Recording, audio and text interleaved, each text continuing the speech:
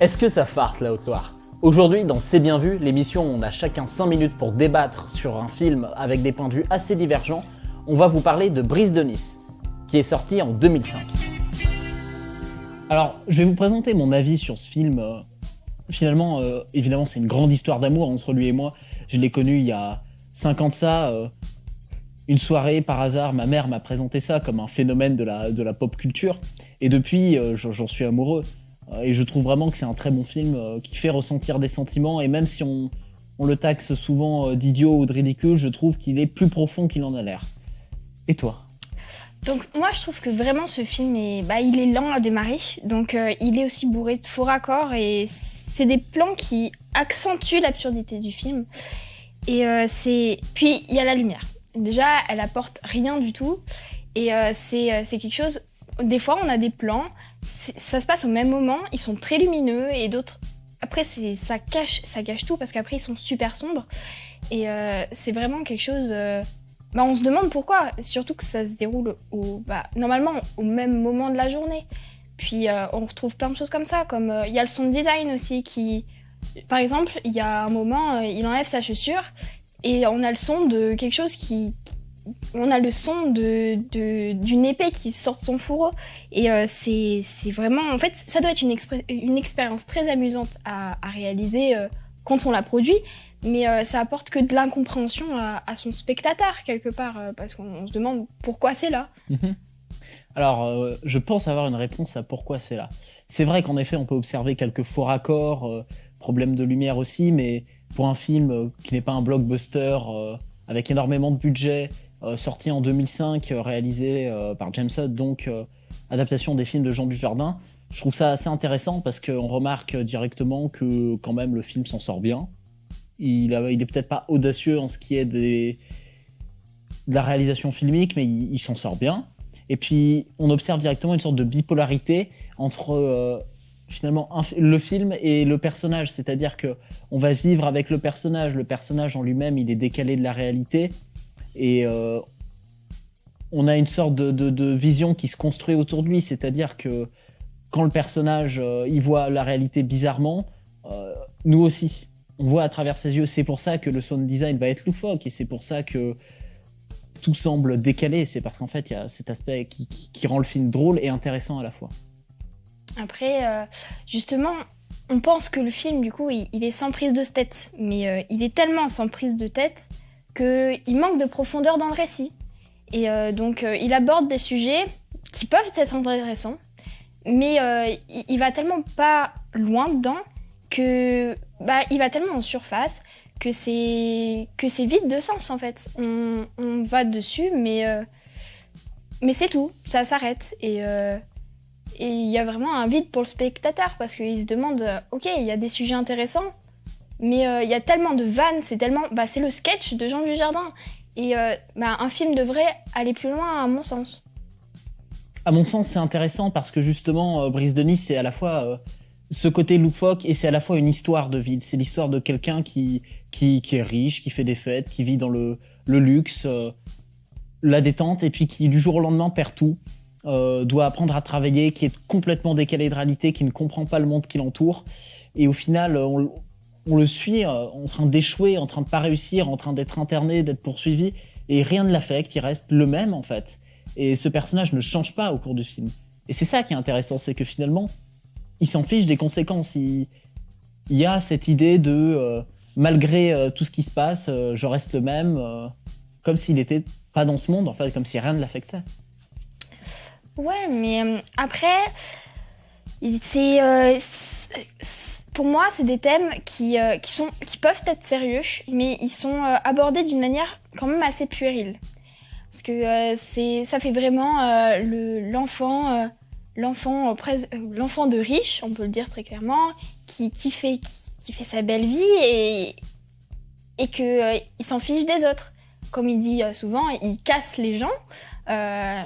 tout le long du film, et pour lui, ça lui apporte sa supériorité, alors qu'il devrait plutôt essayer de se distinguer des autres d'une autre manière, alors que justement, il s'arrête vraiment ah bah moi je fais ce que je veux parce que j'ai les moyens de faire ce que je veux. Puis il y a quand même des thèmes sérieux, comme il y a l'abandon, il y a la solitude, il y a l'amitié, avec son meilleur ami qu'il rencontre dans le film.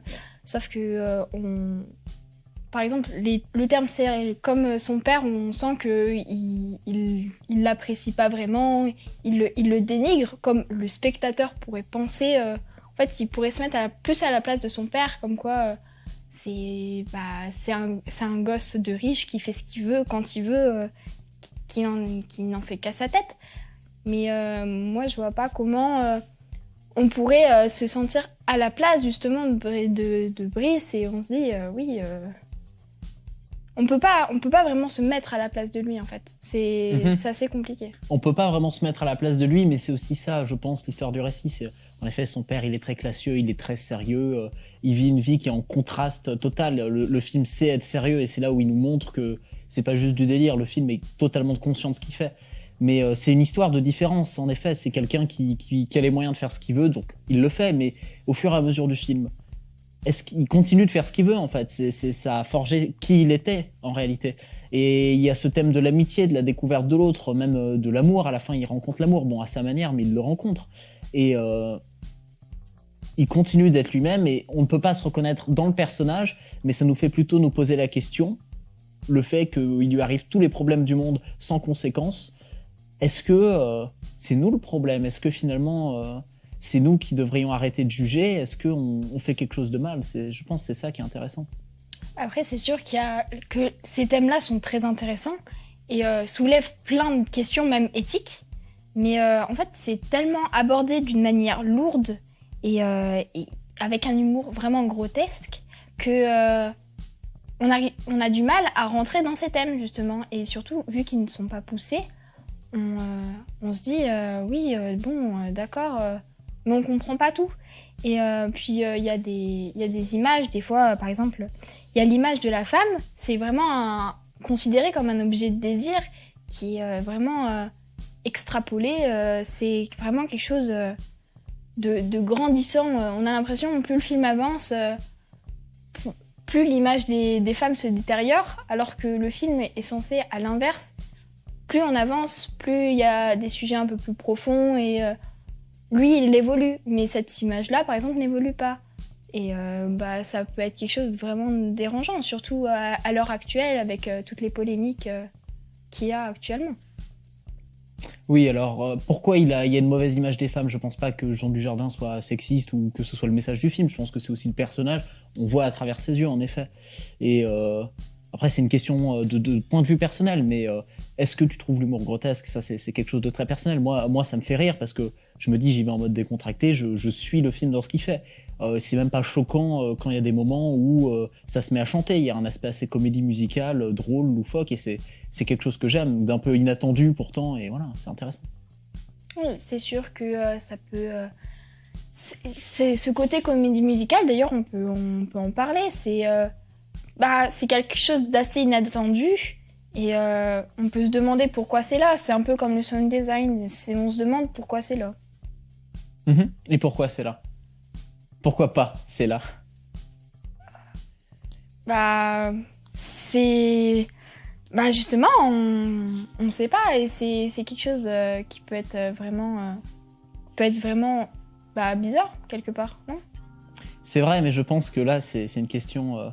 qu'est-ce qu'on trouve bizarre? Ça redéfinit un peu qu'est-ce qui nous interroge, et c'est ça c'est l'inattendu, en fait. C'est l'inattendu, et est-ce que même en se mettant dans le film, on arrive à prévoir ce qui se passe? Quand il se met à frapper le banquier et à chanter, c'est génial, c'est incontestablement génial, mais c'est inattendu. Et puis ça brise les codes. Des fois, on a la banquière qui arrive vers lui qui fait « Oh, prends-moi avec toi !» Il la regarde, il fait « Non !» Et il part. Et le film, il nous fait croire qu'il va dans certaines directions et il n'y va pas. Oui, justement, il va dans des directions, mais comme je disais tout à l'heure, ça n'aboutit pas. Et pourquoi ça n'aboutit pas? Écoute, ma belle, La destinée m'appelle, ton chrono est à 0. Alors laissez-moi vous dire quelque chose. Ce film, il faut aller le voir. Il faut tenter l'expérience, je pense. Qu'on l'aime ou qu'on l'aime pas, il a quand même beaucoup influencé la pop culture. Qui ne connaît pas le casse de Bryce finalement. Et justement, mon mot de la fin, ça sera les musiques sont incroyables, la bande son, elle est très intéressante, très variée, émotive, marrante, solennelle. Donc il faut foncer, il faut écouter, il faut voir. Merci d'avoir suivi ce C'est bien vu sur le thème de Brise de Nice. On espère vous retrouver sur LDV Media ou Cosmic FM très bientôt pour d'autres émissions. Merci beaucoup. Je voyais qu'il me restait 30 secondes. Et moi, j'étais là en mode... Je voyais qu'il me restait 30 secondes. Je voyais qu'il me restait... Et moi, j'étais là, j'étais en mode, vas-y. Il te restait 1 minute 30, j'étais en mode, écoute ma belle, la destinée m'appelle, j'ai fait, vas-y, descends.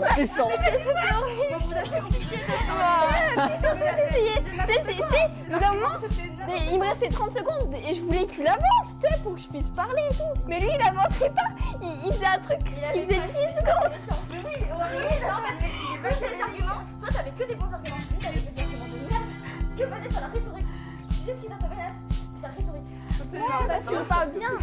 Moi, je parle pas bien, je suis en oui, mais... T'as pas de rhétorique, t'avais des bons arguments. Et lui, il a défendu le film.